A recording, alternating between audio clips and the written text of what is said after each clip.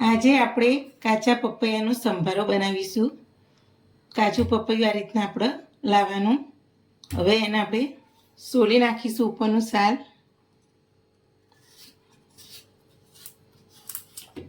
મેં એકવાર ધોઈ નાખ્યું છે. હવે એના રીતના આપણે સોલી કાઢીશું સાલ.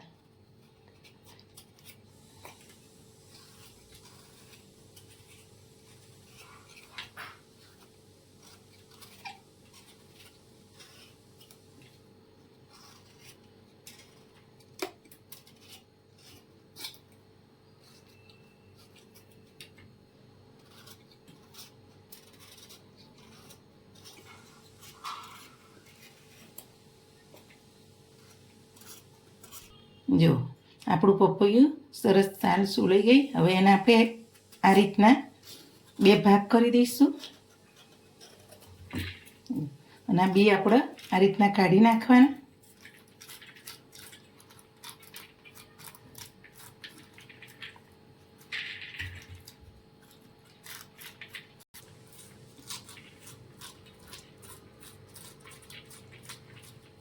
જો આપણે બે ના બી કાઢી નાખ્યા.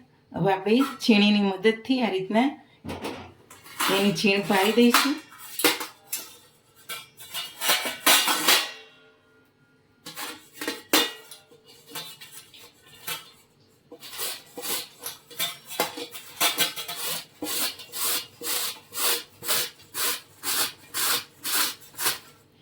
જો આ રીતના છીણ પાડવાની.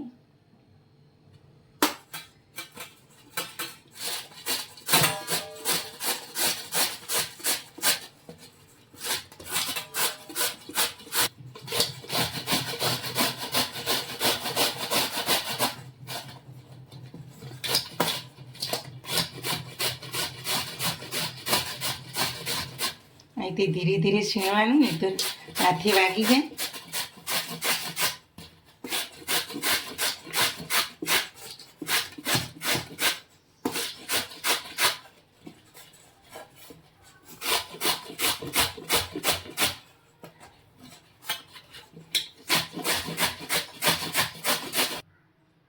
જો આપણું પપૈયું છીણાઈ ગયું, સરસ છીણ પડી. અને અંદરનો પપૈયાનો વ્હાઈટ ભાગ નીકળે એ આપણે કાઢી નાખવાનું, એનો નથી છીણવાનું. ચલો હવે એને વઘારી દઈએ. આપણે ગેસ ચાલુ કરીને આપણે કઢાઈ નાખી.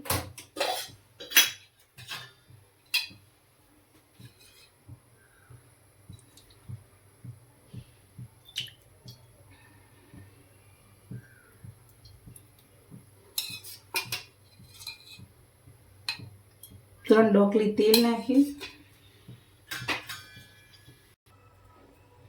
હવે એક અડધી ચમચી જીરું નાખીશું આપણે.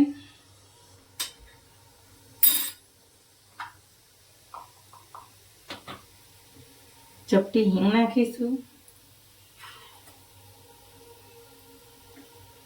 નાની અડધી ચમચી હળદર નાખીશું.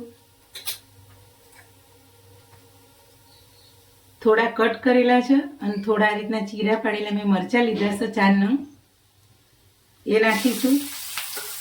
આપણે સૂકું લાલ મરચું નથી વાપરવાનું,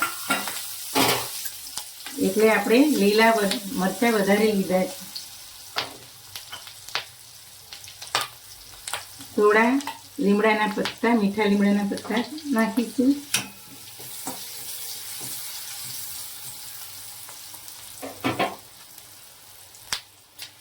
હવે આપણે અંદર છીણ નાખી દઈશું.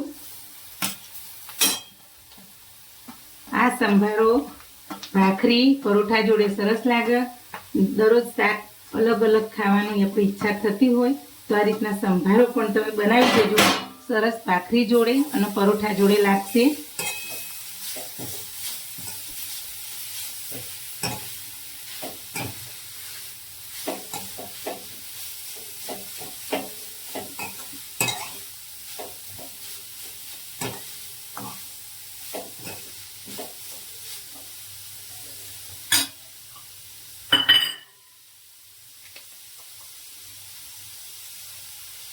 સ્વાદ અનુસાર મીઠું નાખીશું.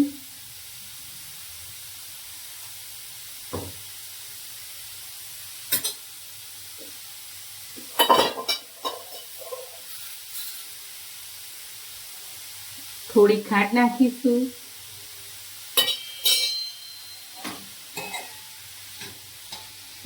જો તમે ગળપણ ના ખાતા હોય તો સ્કીપ પણ કરી શકો, પણ ખાંડ આ શાકમાં સરસ લાગે. કે સ્વાદને બેલેન્સ કરવા માટે થોડી ચપટી ખાંડ નાખીએ તો શાક આપણું સ્વાદમાં સરસ લાગે.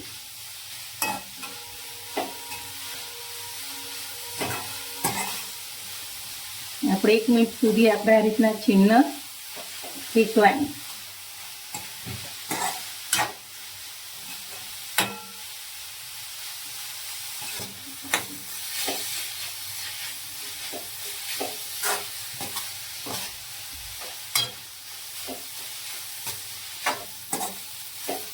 જો આપણો સંભારો તૈયાર થઈ ગયો.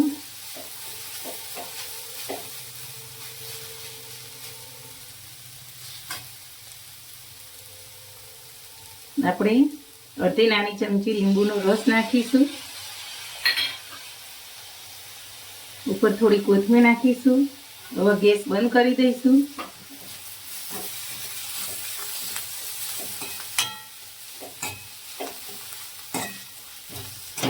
આપણે કોબીજનો સંભારો બનાવીએ એ રીતના જ આ સંભારો સ્વાદમાં પણ સરસ લાગે. ભાખરી રોટલી જોડે તમે ખાઓ કે પરોઠા જોડે કે સાદી ખીચડી જોડે તો સરસ આ શાક લાગે. જો આપણો સંભારો તૈયાર થઈ ગયો. હવે એને આપણે બાઉલમાં કાઢી લઈએ. હવે આપણે કોથમીરથી ગાર્નિશ કરીશું આ રીતના. અને આપણો સંભારો સરસ ખાવામાં ચટપટો સરસ તૈયાર થઈ ગયો. મારી આવી અવારનવાર નવી નવી વાનગી જોવા માટે મારી ચેનલને શેર કરજો, લાઈક કરજો અને સબસ્ક્રાઈબ કરજો.